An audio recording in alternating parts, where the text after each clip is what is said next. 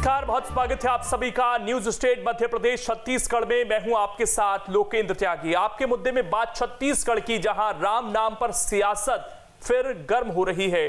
प्रदेश सरकार जहां एक के बाद एक भगवान श्री राम और गाय गौशाला से संबंधित कई बड़े ऐलान कर रही है, तो उधर विपक्षी बीजेपी को सत्ता पक्ष का राम में होना रास नहीं आ रहा। आज चर्चा इसी मसले पर बातचीत के लिए खास मेहमान भी हमारे साथ जुड़ेंगे, लेकिन उससे पहले आज की रिपोर्ट आप देखिए।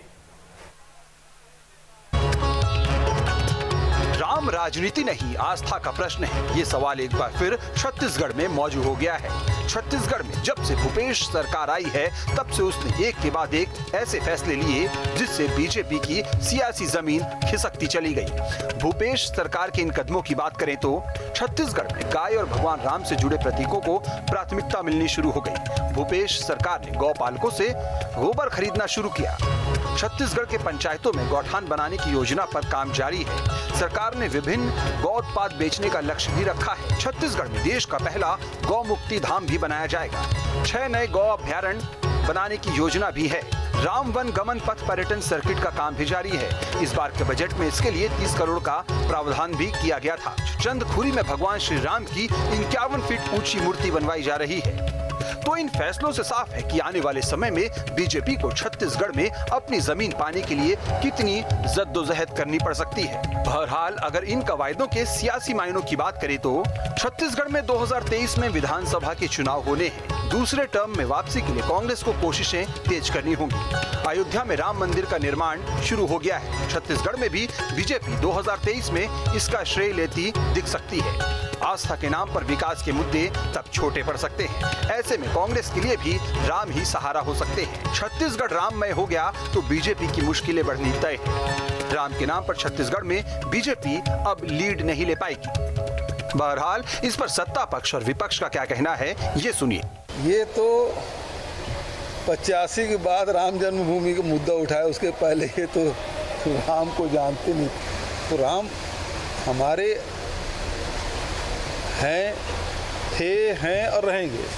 भारतीय जनता पार्टी तो केवल राजनीतिक नफा नुकसान के हिसाब से वोट करते हैं। और रामायण गांव-गांव में सैकड़ों साल से गाया जा रहा है। हमारी प्राचीन परंपरा है छत्तीसगढ़ की। जब उनकी जमीन खिसक रही है तो उनको लग रहा है कि हमको प्रभु राम की अपने पापों को से दूर होने के लिए, अपने पापों से मुक्ति पाने के लिए प्रभु राम की शरण में जाना पड़ेगा। और अभी भी मैं ये दावे के साथ कहता हूँ, राम वनगमन की खाली ये बात कर रहे हैं। जरा बताएं राम वनगमन पथ के ऊपर में अभी तक कितना पैसा खर्चा हुआ, क्या क्या काम हुआ, और जब तक ये चले जाएंगे अगले 2.5 साल में, तब तक ये कुछ नहीं कर पाएंगे। इसमें कोई दो राय नहीं कि आने वाले चुनावों में बीजेपी एक बार फिर राम के रथ पर सवार होती दिख सकती है। ऐसे में इसकी काट के लिए छत्तीसगढ़ में कांग्रेस ने बीजेपी के एजेंडे से ही बीजेपी को बैकफुट पर खड़ा करने के लिए पूरी तरह से जमीन तैयार कर ली है। राम केवल बीजेपी के नहीं है, राम केवल कांग्रेस के नहीं है, लेकिन इन दिनों छत्तीसगढ़ में सरकार ये बताने की कोशिश कर रही है कि राम केवल बीजेपी के नहीं, राम तो शुरू से कांग्रेस के थे। फिलहाल कांग्रेस सरकार बहुत बेहतर तरीके से जानती है कि राम का नाम 2023 के चुनाव में कितना काम आएगा। वहीं भारतीय जनता पार्टी का कहना है कि जो लोग राम के अस्तित्व पर सवालिया निशान लगाते थे, अब वे राम की शरण में आ रहे हैं केवल और केवल वोट के लिए। न्यूज स्टेट के लिए कैमरा पर्सन ताकेश साहू के साथ रायपुर से आदित्य नामदेव। तो राम भी तेरे मेरे होने लगे हैं, ये सियासत का हाल है। 3 खास मेहमान इस वक्त हमारे साथ जुड़ गए हैं। डॉक्टर सत्यप्रकाश शर्मा हैं, वरिष्ठ पत्रकार हैं। अमित चिमनानी जी हैं, नेता हैं बीजेपी के। और सुबोध हरितवाल जी हैं, कांग्रेस का पक्ष रखेंगे। आप तीनों का बहुत बहुत स्वागत है। सबसे पहले सुबोध जी, चैलेंज किया है भारतीय जनता पार्टी ने कि आप ये कह रहे हैं कि राम हमारे थे, हमारे हैं, हमारे रहेंगे। वैसे कॉपीराइट तो नहीं है किसी का, पूरी समाज के हैं, दुनिया के हैं भगवान श्री राम। लेकिन उन्होंने चैलेंज ये किया है कि आप बातें बेशक बड़ी बड़ी कर रहे हैं, लेकिन 2.5 साल निकल चुके हैं। राम पथ वन गमन का जो काम है उस पर कितना पैसा खर्च हुआ ये बताइए, और अगले 2.5 साल में क्या पूरा कर पाएगी सरकार, या उसे केवल चुनावी मुद्दा बनाने की सोच रही है? देखिए लोकेंद्र जी, मैं तो इसे अपना सौभाग्य मानता हूं कि मैं उस प्रदेश में रहता हूं जहां माता कौशल्या का जन्म हुआ था। मैं उस प्रदेश में रहता हूं जहां 14 साल के वनवास में प्रभु श्री राम ने अपना सर्वाधिक समय बिताया। मैं उस प्रदेश में रहता हूं जहां से वो होकर गुजरे थे, उनके चरण यहाँ पड़े थे। और रामायण की एक चौपाई से ही शुरू करना चाहूंगा कि हो ही वही जो राम रचि राखा, को करि तर्क बढ़ावे साखा। जो प्रभु श्री राम ने रच दिया है वो तो होगा। भारतीय जनता पार्टी अगर इस पर लड़ाई लड़ना चाहती है कि हम क्यों राम जी के बारे में बात कर रहे हैं, या हम क्यों प्रभु राम के बारे में चर्चा कर रहे हैं, या हम क्यों प्रभु श्री राम की जो ननिहाल है वो हमारे भांजे हैं हमारे छत्तीसगढ़ के, क्यों हम उनके संबंध में यहाँ पर अगर कोई चीज विकसित करना चाहते हैं, तो ये तो प्रभु श्री राम ने रच दिया था, रामायण की चौपाई में लिखा है। और उस पर चर्चा करने से कुछ नहीं बदलने वाला, ये भी रामायण की चौपाई में लिखा है। इसको भारतीय जनता पार्टी के वो लोग पढ़ें जो प्रभु श्री राम को चंदा खाने के लिए इस्तेमाल करते हैं, जो प्रभु श्री राम का चुनाव के लिए इस्तेमाल करते हैं। और जैसे मोहन जी ने कहा कि उनकी जमीन खिसक रही है या इन्हें वोट चाहिए, हमने प्रभु श्री राम का वोट के लिए कभी इस्तेमाल ना किया, ना करेंगे। आपके प्रतिष्ठित चैनल पर कहना चाहता हूं, हम उस रास्ते को विकसित करना चाहते हैं जहां से प्रभु श्री राम होकर के गुजरे। हम इसलिए विकसित करना चाहते हैं कि पूरे विश्व के पटल पर छत्तीसगढ़ का एक मानचित्र पर एक छत्तीसगढ़ चमकेगा कि हाँ, यहाँ से प्रभु श्री राम गुजरे थे। उनके जो विश्व भर में अनुयायी हैं वो यहाँ आकर के वो दर्शन करेंगे उस जगह को आकर के, वहां उनकी आस्था उनकी जुड़ेगी उस जगह से। इसलिए हम विकसित करना चाहते हैं पूरे। आप भारतीय जनता पार्टी से मैं सवाल करता हूं, वो श्री राम के नाम पर चंदा खाते हैं, कभी जमीन का घोटाला करते हैं ये लोग, पर मुझे बताएं कि माता कौशल्या का सबसे बड़ा मंदिर, पूरे विश्व में इकलौता मंदिर, जब छत्तीसगढ़ में कांग्रेस की सरकार आई तो भूपेश बघेल जी ने निर्णय लिया कि हम बनाएंगे। तो ये लोग क्या इतने साल से सो रहे थे? इन्हें सिर्फ प्रभु श्री राम याद आते हैं जब अयोध्या में मंदिर बनाने की बात आती है। 2019 आया तो याद आए, 2014 आया तो याद आए। हम उन्हें किसी भी तरीके से राजनीतिक इस्तेमाल नहीं करना चाहते, ना अभी, ना भविष्य में, ना किसी और चुनाव में। हमारे लिए वो एक आस्था का विषय है, धर्म का विषय है, हमारे जो इमोशंस है वो उनसे जुड़े हुए हैं, उसका विषय है। लेकिन वो ये कह रहे हैं कि वो ठीक है, ये पूरा हो पाएगा, क्योंकि ये तो विभागों में फंसा हुआ मामला भी नजर आ रहा है, बातें हो रही हैं इस पर, लेकिन काम नहीं हो रहा उस। क्यों नहीं होगा? मैं पूछता हूँ लोकेन जी, कोई योजना अगर कोई भी अगर प्रोजेक्ट सरकार लाएगी तो उसे पूरा करने के लिए लाती है। अगर उस पर भारतीय जनता पार्टी राजनीति करना चाहती है तो मैं समझूंगा कि ये बहुत ही बेवकूफी भरा उनकी तरफ से प्रश्न आएगा। मैं ये मानता हूँ कि राम वनगमन पथ बनेगा भी, विकसित भी होगा और पूरे विश्व में उसका डंका भी बजेगा। और पूरा विश्व छत्तीसगढ़ की ओर अच्छी नजरों से देखेगा। पूरे विश्व के जो प्रभु श्री राम के अनुयायी हैं, मैं अमित जी के पास आ रहा हूं। अमित जी, दर्शन भी करेंगे। ये जो छत्तीसगढ़ सरकार की तरफ से कुछ खास कदम उठाए गए गाय को लेकर, राम को लेकर, आपको लगता है खतरा है ये भारतीय जनता पार्टी का? क्योंकि जो कोर मुद्दे रहते थे, कोर वोटर रहता था, वो इन पर बहुत विश्वास करता था और आप लोगों ने तो इससे अपना कॉपीराइट बना लिया था। अब कोई और दूसरी पार्टी की सरकार इस पर काम कर रही है, लगता है नुकसान हो रहा है, इसीलिए इस तरह की बयानबाजी हो रही है। अब माननीय लोकेन जी, मैं पहले स्पष्ट कर दूं, ये कॉपीराइट और तेरे मेरे राम कुछ नहीं है। हमारा तो संकल्प यही था कि भारत में जो रहता है उसे भगवान राम के महत्व को समझना होगा, उसमें आस्था रखनी होगी। और हमें इस बात की प्रसन्नता भी होती है कि जब कांग्रेस के नेता चौपाई पढ़ते हैं तो हमारा जो संकल्प था वो तो कामयाब हो रहा है। हम जिस मिशन की ओर चले थे वो तो हम पा रहे हैं। अब नवंबर 2019 का एक दिन था जब कांग्रेस पार्टी ट्रांसफॉर्मेशन की तरफ चली गई। उससे पहले इनके मुंह से भगवान राम का नाम गलती से भी नहीं निकलता था और अब ये खुल करके इन बातों को करने लगे हैं। इसका एक बहुत ही विशेष कारण है कि जब निर्णय आया माननीय सुप्रीम कोर्ट का, तब इन्होंने देखा कि देश के लोगों में किस प्रकार से खुशी है और कैसा आनंद का माहौल है और पूरा देश कैसे राममय हो गया है। तब इन्होंने स्ट्रेटजी को चेंज किया। तो आपको तो खुशी और होनी तब चाहिए इन्हें ना ये कि... लगा। माननीय लोकेन जी, बस पूरी कर लूं, मुझे बस 20 सेकंड दे दीजिए, फिर मैं आपकी बातों का भी जवाब दूंगा। तो तब इन्हें ये लग गया कि अब तो ऐसा है कि राम मंदिर तो बन के रहेगा और भगवान राम में लोगों की आस्था भी हमने देख लिया। हमारा अब जो है चारा है वो भगवान राम का विरोध करके नहीं होगा, क्योंकि इससे पहले इन्होंने कभी नहीं कहा माननीय लोकेश जी कि भगवान राम का मंदिर वहीं बनना चाहिए जहां उनका जन्म हुआ। कभी इन्होंने केस जल्दी चले उसकी बात नहीं कही। सुप्रीम कोर्ट में कहते थे कि केस को टालो, चुनाव के बाद इसका रिजल्ट आना चाहिए। बहुत सारी बातें हैं, मैं उन पे नहीं जाऊंगा। मेरे पास 10 सेकंड में 2-3 विनम्र आग्रह हैं। अगर इनका पहले से विजन था इस सब पे काम करने का, तो इन्होंने 36 प्रमुख वादे अपने घोषणा पत्र में किए। तो क्या भगवान राम का जो राम वन गमन पथत बना रहे हैं ये कोई मुख्य बात नहीं थी क्या इनके लिए? बताएं जरा 36 वादों में से कहां लिखा है? थोड़ा सा इसका जवाब दे दें। नहीं, आपको खुशी है काम हो रहा है इस पर? मैं इस पर जवाब लूं, क्योंकि ये कांग्रेस का ये कहना है कि आप लोगों को तो दिखा नहीं है।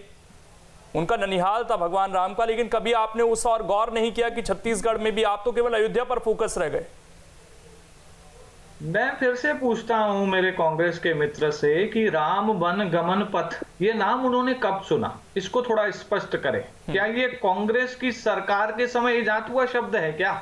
इसकी चर्चा भाजपा सरकार में हुई और इसको लेकर के जितने भी रिसर्च होने थे वो भाजपा सरकार में हुए।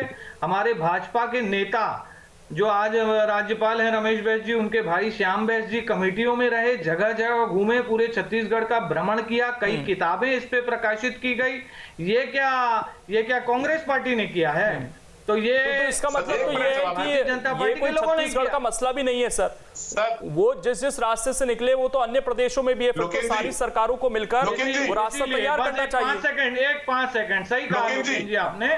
इसीलिए 2016 में इसीलिए 2016 की सर ये बात है कि मोदी सरकार ने ये कहा कि हम रामायण सर्किट बनाएंगे उन जगहों पे जो भगवान राम से जुड़े हैं। 2016 का ये निर्णय है, ये 2020 में बात कर रहे हैं इसकी। ये 4 साल पहले ही निर्णय हो गया था सर। ठीक, बोलिए सुबोध जी, बोलिए। लोकेश जी मुझे 5 सेकंड दे दीजिए। जल्दी। अमित भैया की 2 बातों का बहुत खुशी के साथ जवाब देना चाहता हूं।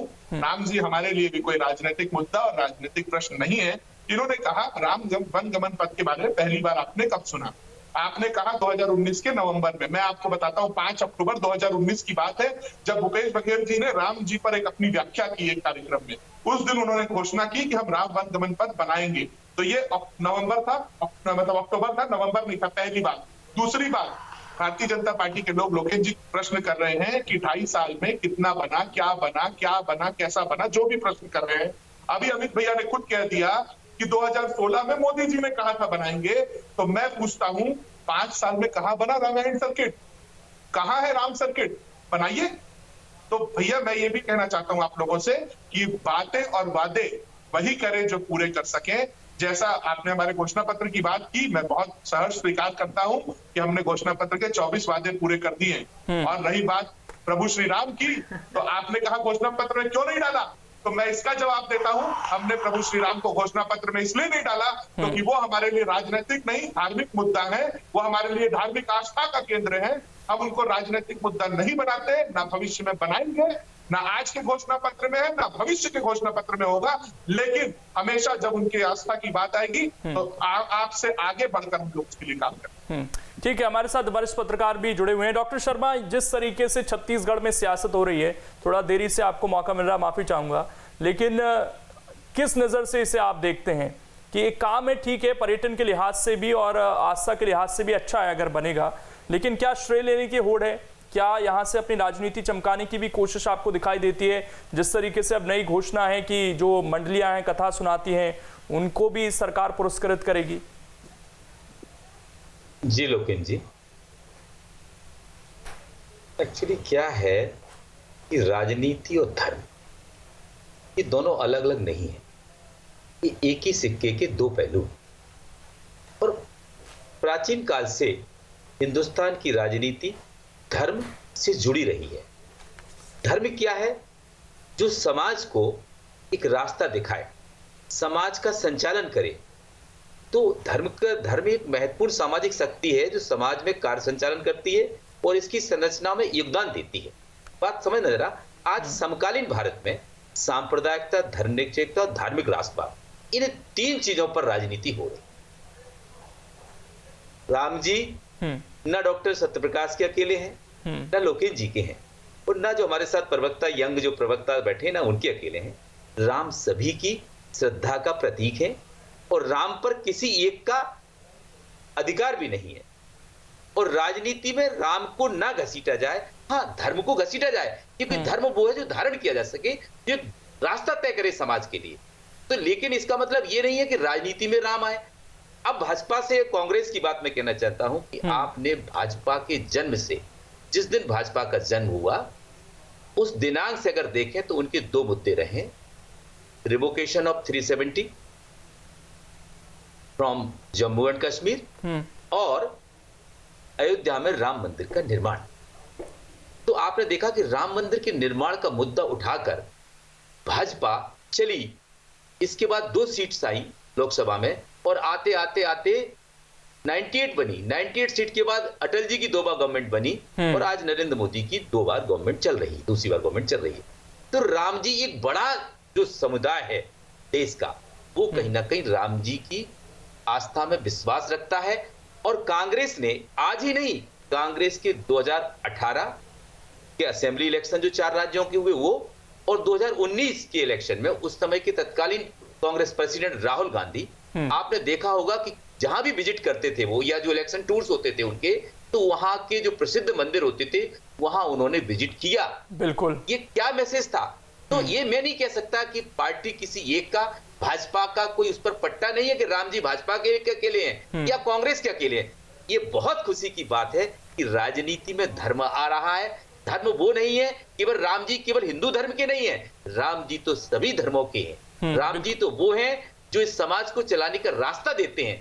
अतः कांग्रेस गवर्नमेंट या बीजेपी गवर्नमेंट या किसी दूसरी पार्टी की गवर्नमेंट अगर ये चीज कहती है कि भाई नहीं आपने ये क्यों किया, क्यों नहीं किया, अगर इस चीज को अडॉप्ट कर रही है तो कहीं ना कहीं भारतीय समाज के लिए वो काम कर रही है। राम जी को हम, जो मेरा सोच है कि मैं राम जी को केवल किसी एक धर्म से जोड़कर नहीं दे सकता। राम जी वो शख्सियत है, राम जी वो शक्ति है जिसने इस देश के समाज को चलाने की मर्यादा निर्धारित की है, तभी तो उनको मर्यादा पुरुषोत्तम राम कहा गया है। तो इसलिए राम जी के ऊपर अगर कोई सरकार अगर उनकी आइडियोलॉजी को लेकर चलती है, और छत्तीसगढ़ में जैसा उनका ननिहाल है, वहां माता कौशल्या का मंदिर बनता है या रामगमन पथ चलता है या राम मंडलियां शुरू होती हैं, तो ये कहीं ना कहीं धर्म के प्रति जागरण है, लोगों में धार्मिक भावना जागृत करने का माध्यम है। अगर धार्मिक भावना होगी तो हमारे देश से ये जो गंदगी है, जो गलत आचरण है, वो समाज से दूर होंगे। ये बहुत अच्छी पहल है, मैं उसका स्वागत करना चाहता हूं, चाहे वो कोई सी भी पार्टी की सरकार हो। ठीक जी सुबोध जी, लेकिन समस्या यह है कि बीजेपी बार बार ये आरोप लगाती है आप लोगों पर कि जिस तरीके से आपके पार्टी से जुड़े लोगों ने केस लड़ा, एफिडेविट आए, लेकिन पिछले 2-3 साल से हम देख रहे हैं कि एक छवि को बदलने की कोशिश की जा रही है। जैसा कि जिक्र कर रहे थे सत्यप्रकाश जी भी कि राहुल गांधी जब प्रचार कर रहे थे तो मंदिरों में जाते थे 2019 के चुनाव से खासकर, लेकिन आप लोगों ने जैसा सवाल भी पूछा कि मैनिफेस्टो में नाम नहीं रखा। क्या ये डर था कि अगर खुलकर नाम रख देंगे या इस मुद्दे को उठाएंगे तो हो सकता है एक तरह का वोट बैंक हमसे दूर हो जाए? ये डर था क्या खुलकर इस चीज को स्वीकार करने में? और हम जाना तो चाहते हैं लेकिन सॉफ्ट हिंदुत्व का हम जो एजेंडा है उसको आगे लेकर चलेंगे, इस तरह की छवि बनाने की कोशिश क्या कांग्रेस अब कर रही है? क्योंकि पहले इन मुद्दों से बचती थी कांग्रेस। देखिए, मैंने 2 सवाल पूछे, मैं दोनों का बारी बारी जवाब दे देता हूँ। एक आपने पहले पूछा कि क्या हमने अपने मैनिफेस्टो में रखा। हमने मैनिफेस्टो में कभी प्रभु श्री राम को ना रखा, ना रखेंगे। मैंने फिर कहा आपके चैनल पर, क्या डर था कि कोई खास क्यों रखे? आप मुझे बताइए, एक भारत की नागरिक होने के नाते आप मुझे बताइए, क्या आप ऐसी पार्टी को वोट देंगे जो धर्म के नाम पर आपसे वोट मांगे कि मैं प्रभु श्री राम का मंदिर बनाऊंगा या मैं पैगंबर का मस्जिद बनाऊंगा? क्या हम इसलिए देश में चुनाव लड़ते हैं कि हम लोग मंदिर मस्जिद की राजनीति करें? कांग्रेस पार्टी सर्वधर्म संभाव पर विश्वास रखती है।